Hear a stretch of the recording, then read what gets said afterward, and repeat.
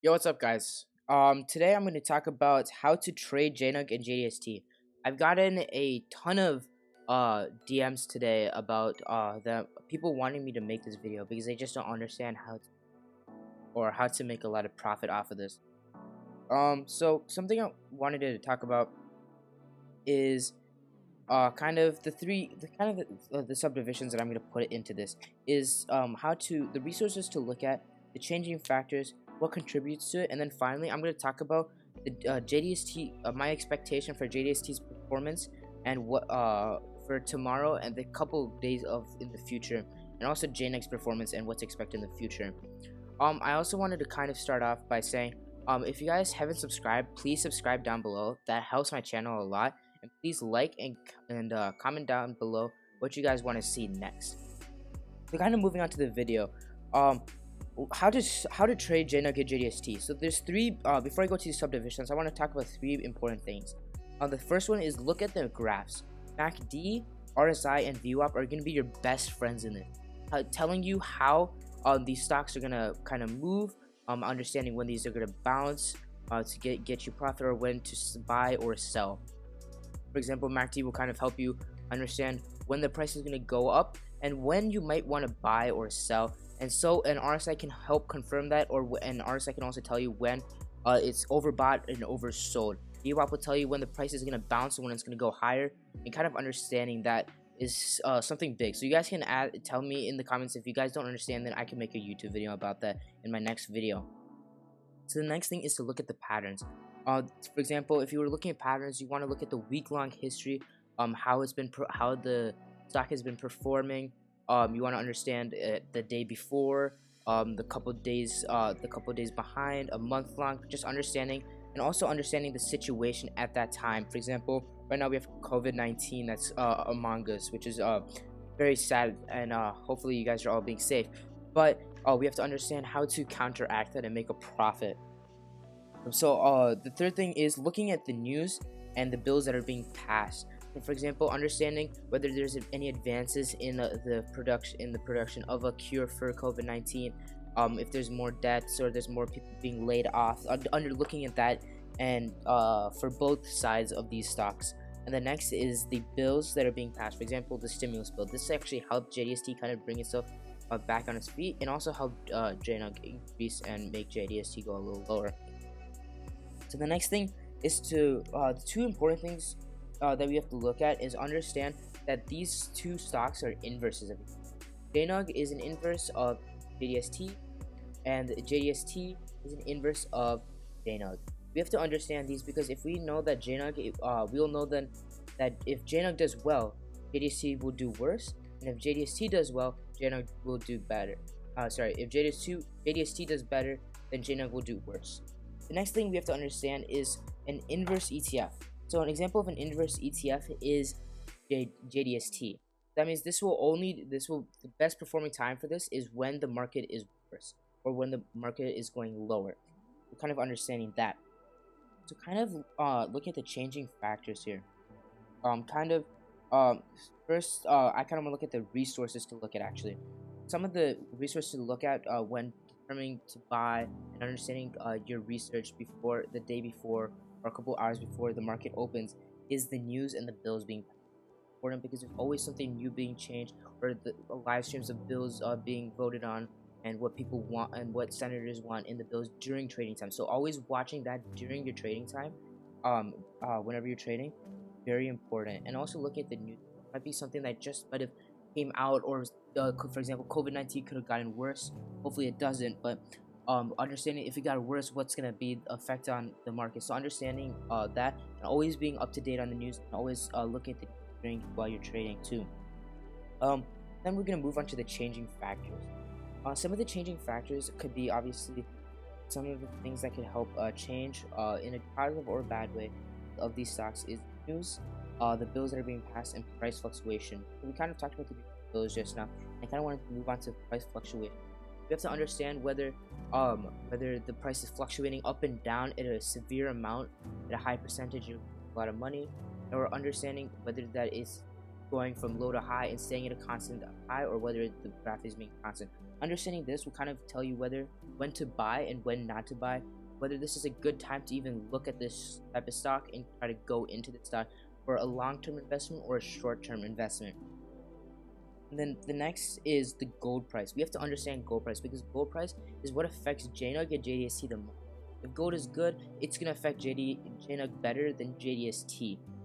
And that's the inverse of that too. So understanding gold price is another big thing you can also go on to. And understanding the history of patterns in the ups and the downs and in the times of the day. So for example, what I mean by time of the day, we have to understand when JNUG, when JDST do the best, perform the best in the time of the day. For example, right now JNUG has been performing really well in the morning until around 11 to 12ish, and then JDST is kind of slowly picking itself back up, and then when it hits around 2 to 3 and central time, obviously I'm talking, that's when JDST starts to pick up its pace and starts to stay strong. So then kind of looking at here, I'll kind of go back to understanding patterns. You kind of want to understand how patterns work. I could go into for the next video, another video, but understanding the history of this, because the history of this will kind of tell you how JNUG and JDST has been performing and whether to move in or out. For example, if last week I saw that the pattern for JNUG was that it did a lot better at the end of the day, and JDST did a lot better in the beginning of the day. So I kind of took this upon my hand and bought a lot more of JNUG's shares.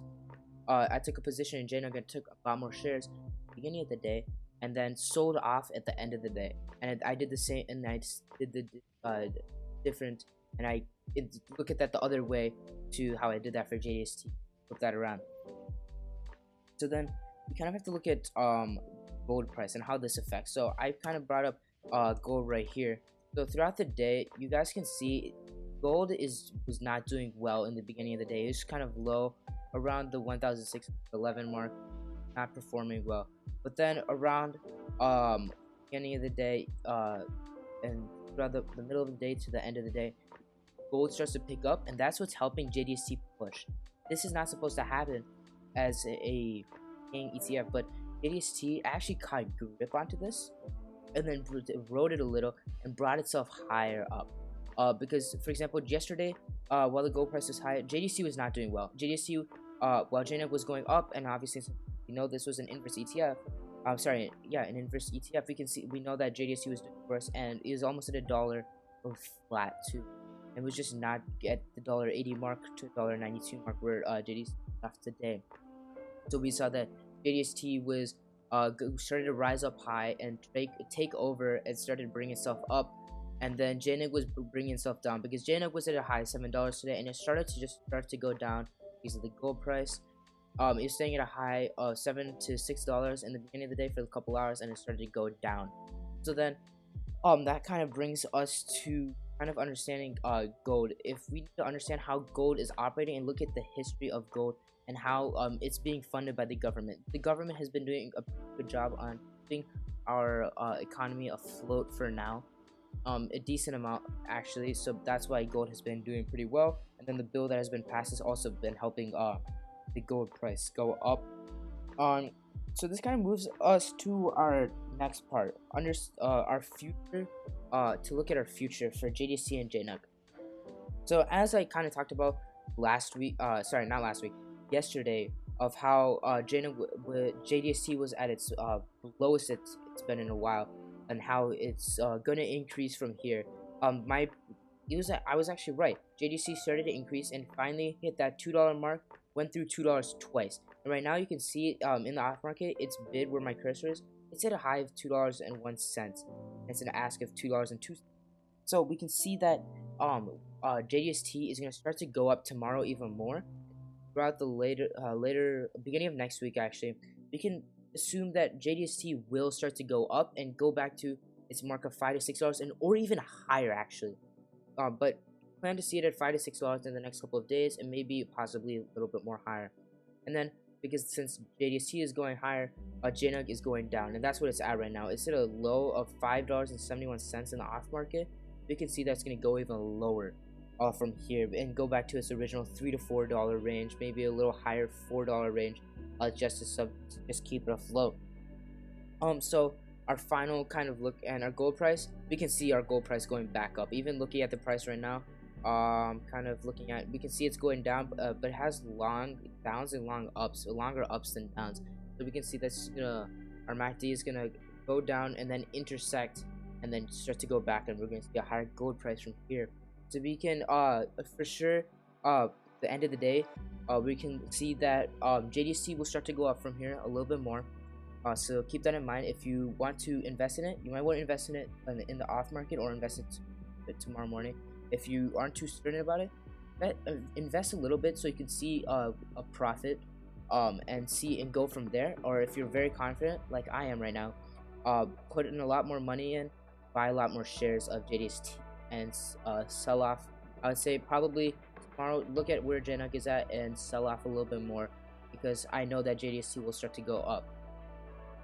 So finally, when we're looking at how to trade JNUG and JDST, I have a couple things written down. Again, look at your graphs. That's gonna be your main thing when you're selling, obviously. Your MACD, RSI, VWAP. Again, and then look at your news and the bills that are being passed live, throughout your trading day.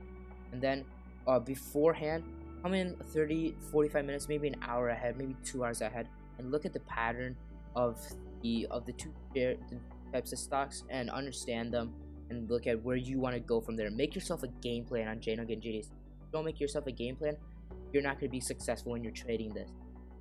And then understand that these are inverses, and understand that JDST is a decaying ETF, and it does better when the market is doing worse. And then finally, look at the history of the patterns, as I was kind of. So otherwise, that's kind of what all I have. If you guys have any more questions to ask me, you guys can DM me in Discord. I'm in the Boiler group chat. I got kicked from Ricky's group chat for some random reason. Or comment down below and ask me any questions. I'll reply to them. I'll be up all night looking at graphs and understanding JNUG and JDST a little bit more, kind of see where I'm at from there. And then if you guys haven't, please hit that subscribe button. As I said before, hit that subscribe button and like that video. That'll help the channel a lot and help me a lot understand how my videos are kind of doing. Otherwise, that's been me.